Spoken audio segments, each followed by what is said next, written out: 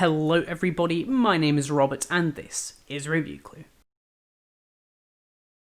And in today's video we're looking at the top 5 reasons why you should not buy a next generation console. And by next generation I mean the Xbox Series X, Series S and the PlayStation 5, with their launches just around the corner in just over a month's time. I have both of these on pre-order and I'm really excited to get them in and show them to you guys, but today it's my mission to give you the top 5 reasons why you shouldn't buy one. Let's get right into it with number 1. Price. Okay, I think we all know that the next generation consoles are going to be expensive, especially at launch. £500 is a lot for a games console. That's the PS5's price for the full fat version. If you don't want to buy physical discs, then you can buy the all digital version and save yourself £100. Probably a good option if you don't like physical media. Personally, that's not my cup of tea.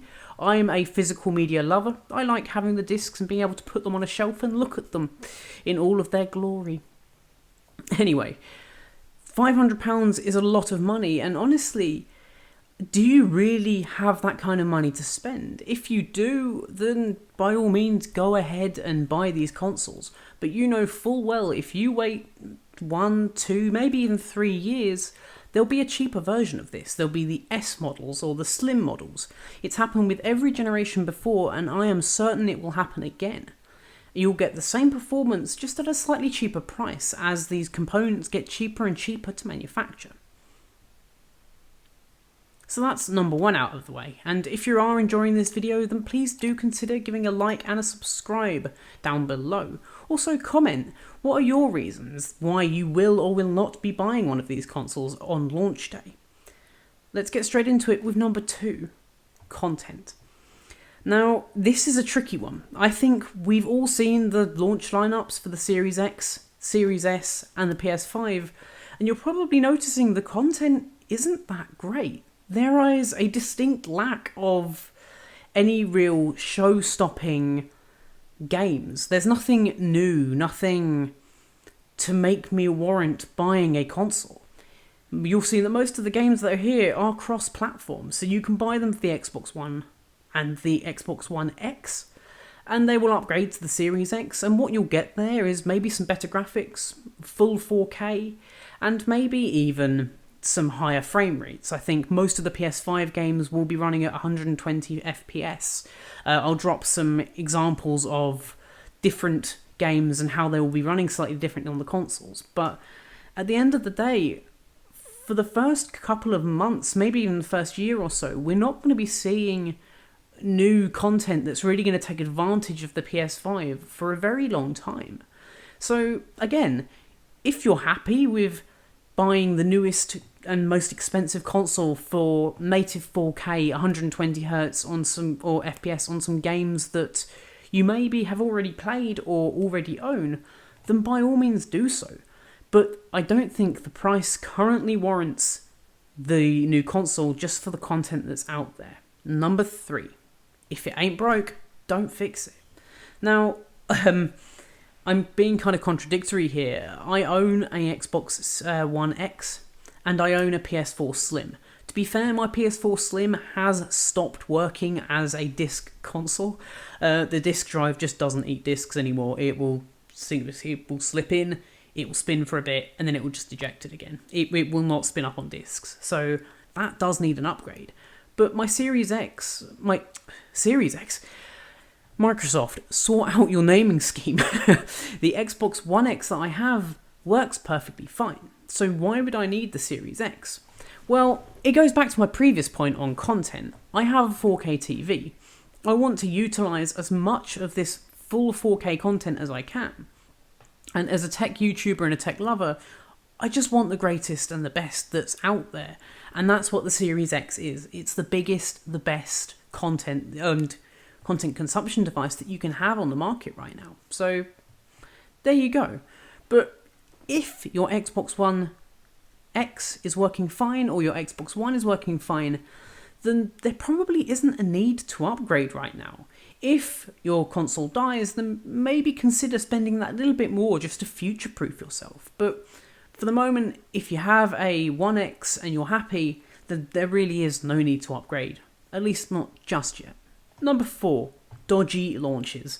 I think both Sony and Microsoft last generation had some real stinkers in their launch, with the pre-order devices simply just stopping working, not working at all, and just coming dead on arrival. We had Xbox One X's that didn't display anything, we had ones that didn't turn on at all, we had the same with the PS4. And with a brand new console, these are things that simply just need to be ironed out. And I think the biggest one was the Xbox 360 with its red rings of death. For a very long time, the first model 360s obviously experienced that red ring of death. If you're old enough to know that, then rip, because I think I went through like 3 Xbox 360s in the time period of its life just because they all red ringed. But what I'm trying to say is these hardware bugs and these small problems that people have with their launch devices get ironed out very, very quickly. Even if you just wait a couple of months, they'll have revised their production to a point that you're going to get these consoles and you're not going to have these problems of hardware failures and software failures. So there you go. If you don't need to buy one, then maybe hold off for a bit and let the early adopters beta test the hardware and the software for you. And finally, number 5, I think this is probably the biggest reason. You simply can't buy them right now. Like, both the Series X, Series S, and the PS5 had some really, really hard pre-orders.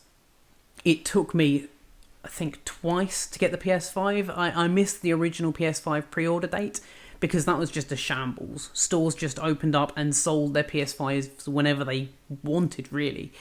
I managed to get some on a second wave through game.co.uk.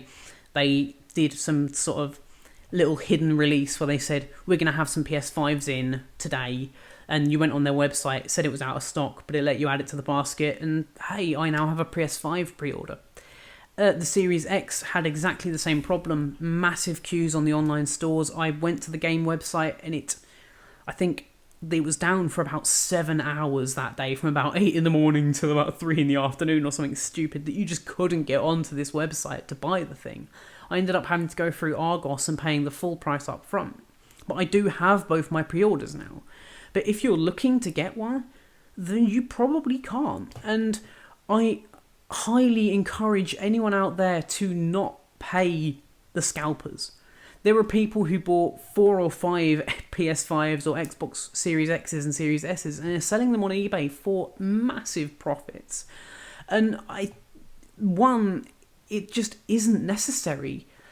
And 2, it's just encouraging them. If you really want one, then just hold off for launch day. There will be plenty of stock on launch day for all consoles, I am sure of it.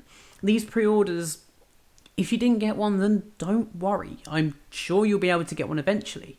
And I think that's where my video is going to end here today, because I've got the PS5 and the Series X on pre-order, mainly because that's what I do.